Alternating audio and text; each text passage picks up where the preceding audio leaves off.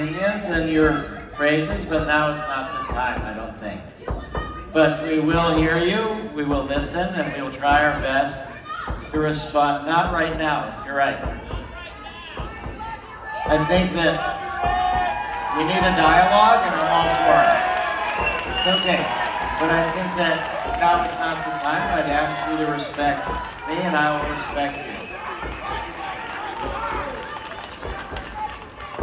Okay. So,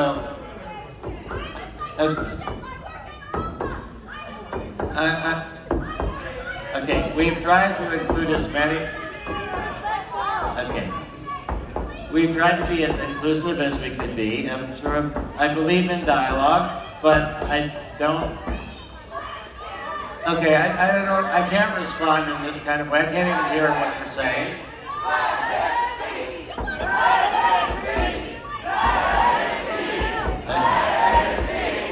I assure you that we'll listen to all of your concerns and we'll do our best.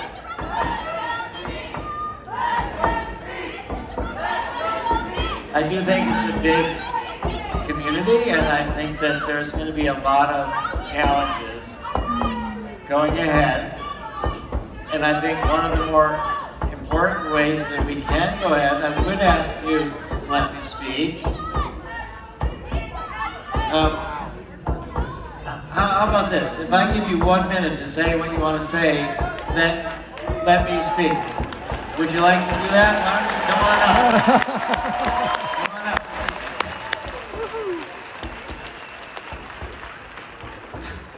It's okay. We may go over time a little bit, but... Okay, so just come up, just very briefly say what your concerns are. And Thank you, Rick. I love you, Rick. That's a real leader right there.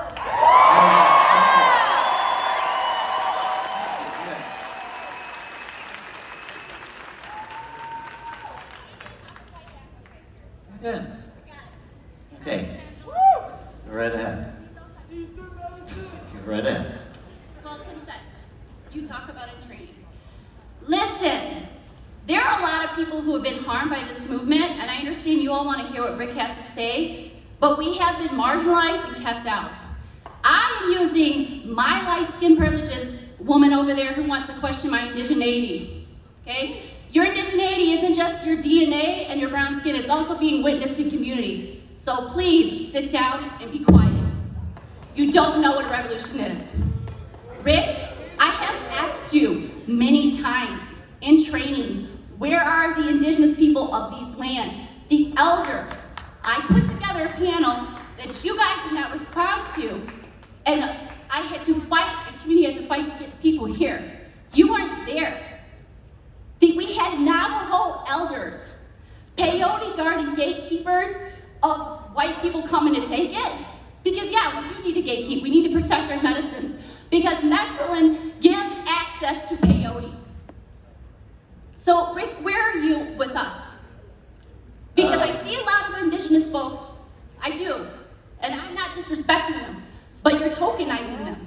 No, you're sprinkling us in, and you're not giving us the space that we deserve. You have the space right now. And as a consequence, if you don't liberate the people who are most marginalized on their own land, sovereign nations, you can't liberate anybody. Okay, we will. That's a good point. We have been an oppressive culture, and we will do our best. You're not. Nobody owns healing, but you know what? You don't own our culture. You can't take it from us. We don't and want. we deserve respect. Where are the investors investing in land back, water right? Where? Okay. No, Okay, good no. use of your speech. He has had all weekend. Okay. If you don't like this, then maybe you should go look back at your roots and find out where colonization happened that created this room where you don't want to hear people. Okay, that's enough. Okay, go right ahead. And this came from No, go ahead. Yeah, no, thank you. talk by It's Queen fine. Elvin. It's fine. Before that, there was a No, go ahead. That's good. panel on Go right ahead. peyote and the history and exploitation. So hard to be in front of here. This is very challenging. I want you to be aware that you have been deceived by this movement. The psychedelic renaissance is not really a psychedelic renaissance. The psychedelics, MDMA, It's something that is just created a few decades ago. It's not Renaissance at all. The plant medicine is Renaissance within the Western system, and it has been happening for decades through the indigenous people.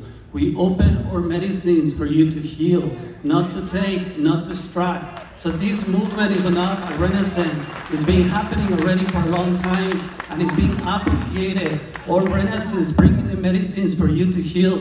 You're taking it, you're colonizing it, you're damaging us, you're killing and erasing our cultures. Please stop, think critically.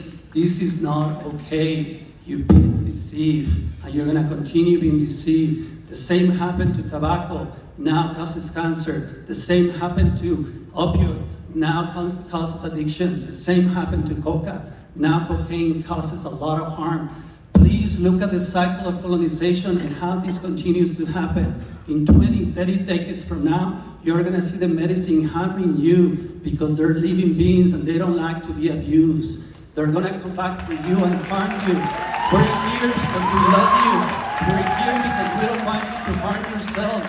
We love you. I love myself. I love my tradition. I love the earth. And we need to stand in liberation together.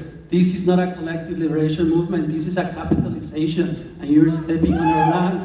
You're stepping on our medicines for you to heal what you're oppressing us, when you're killing us. Please stop. Please think. Have conversations, including us. The beautiful woman before said we want to include indigenous voices. No. I haven't even had a talk. So no.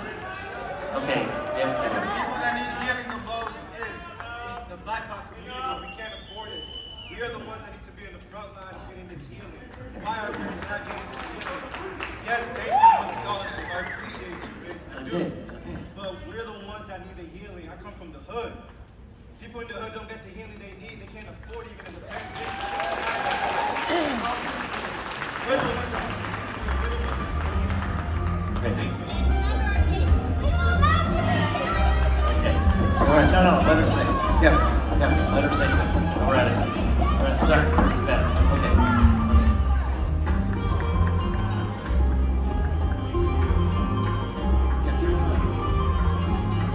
Is this on?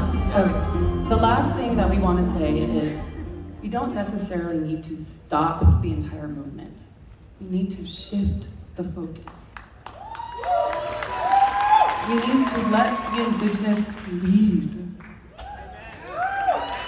There's so much promise here, and I know everyone here wants healing for the world and for ourselves. The way to do that is to look at those who have been oppressed and listen to them, and to invite them in and work together. We all want the same thing. We are all wounded. And this has happened across the world. Colonization has happened and has caused us all wounds.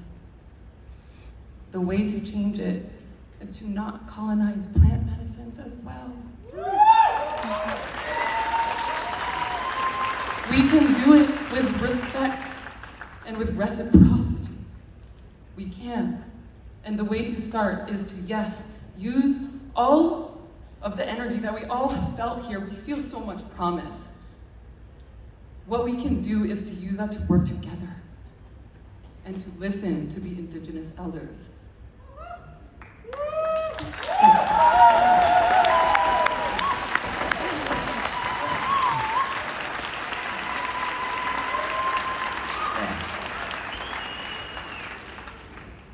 Thank you for the permission of being here.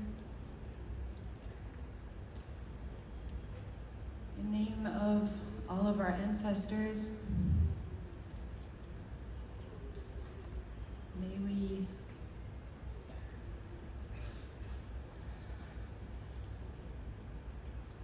be strong and united and listened. We are one. We are united. We are peace. We are love.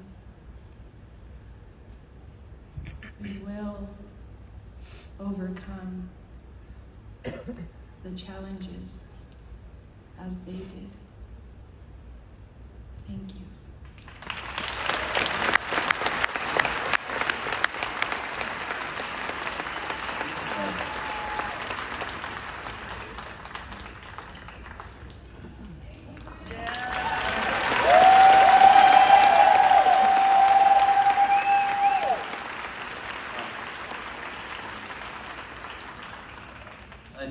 the strength of this conference and the strength of this community is that we've been showing up in all of our parts and all of ourselves, and the whole community has come together. It's felt so much for me like a family. My wife and children are here as well, and I've felt so much connection to many of you and all of you. But I think that we need all the voices, and I think that the challenge that we need to go forward to try to mainstream these kind of experiences that are so spiritual and so healing is we're going to need to listen to all the voices. We're going to need to be very careful. We're going to need to look out for those people that approach this in a way where they don't have proper support or they end up feeling hurt, and that can happen. So we need to really not take for granted that this is going to work, that this kind of time we're not going to have another backlash. I have the feeling from this conference that my level of paranoia about the world has gone down. I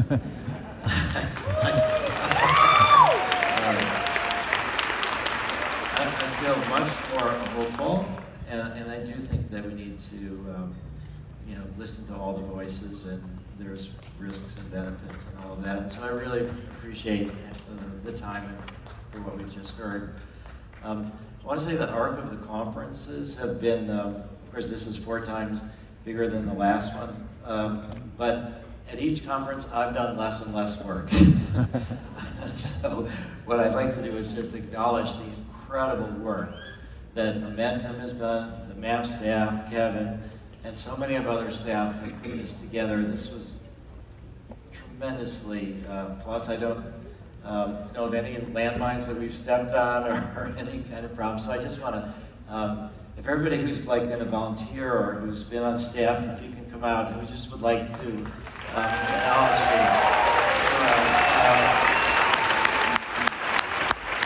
Kevin and Benny and Grace.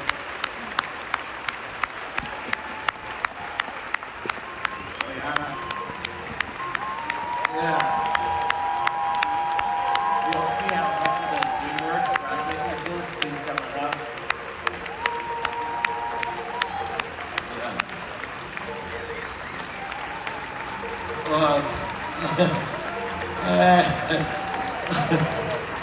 Oh, great.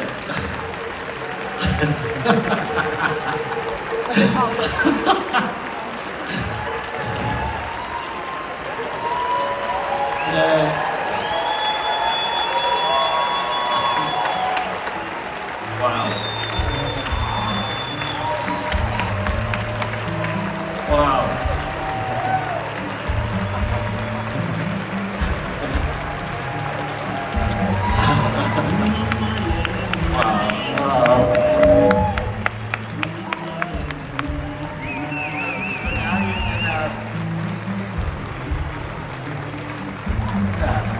Now you can get a feel for the amount of people and the amount of work it takes to put on a conference like this.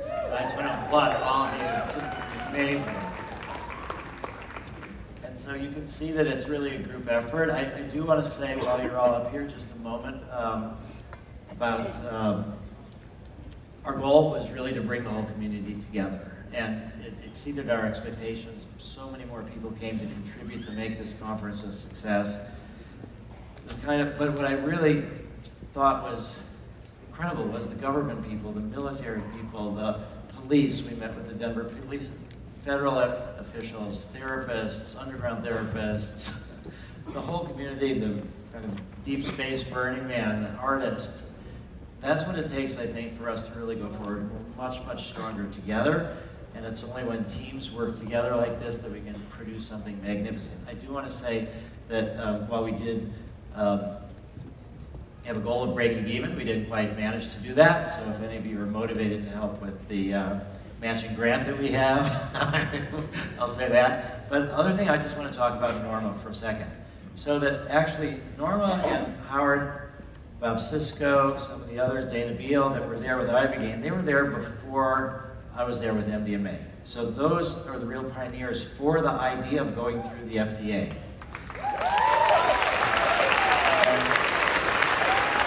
I remember the way we got started in Israel, I so wanted to make a contribution to Israel, to bring psychedelics to Israel, and actually it was because Moshe Kotler, who was chief psychiatrist of the IDF and also at Tel Aviv University, he was interested in doing ibogaine.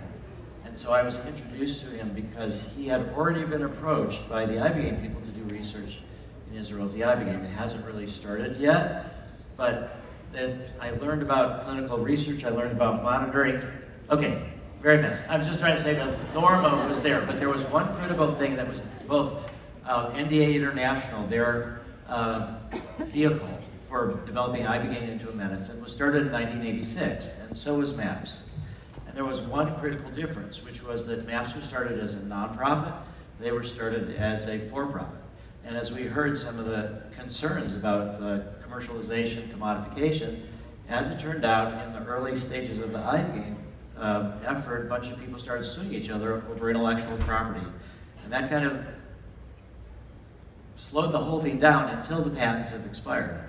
And now I think we can go and try to make ibogaine into a medicine, but I think it's just a cautionary tale that we have to really think about the public benefit versus private profit and how we move forward. We do need private capital, we do need all sorts of the parts. Everybody has to work on this. There has to be a lot of businesses, people have to make livings at it, but we just have to be cautious. So I just want to acknowledge that Norma was there and Howard was there before I even knew about how to develop MDMA research, and we hope that you've come to see that we're all stronger together and that we can really do this. I really have this feeling that this is a 1,500-year plus repression that we're emerging from, and I think if we're all really careful, we can do it together. Thank you.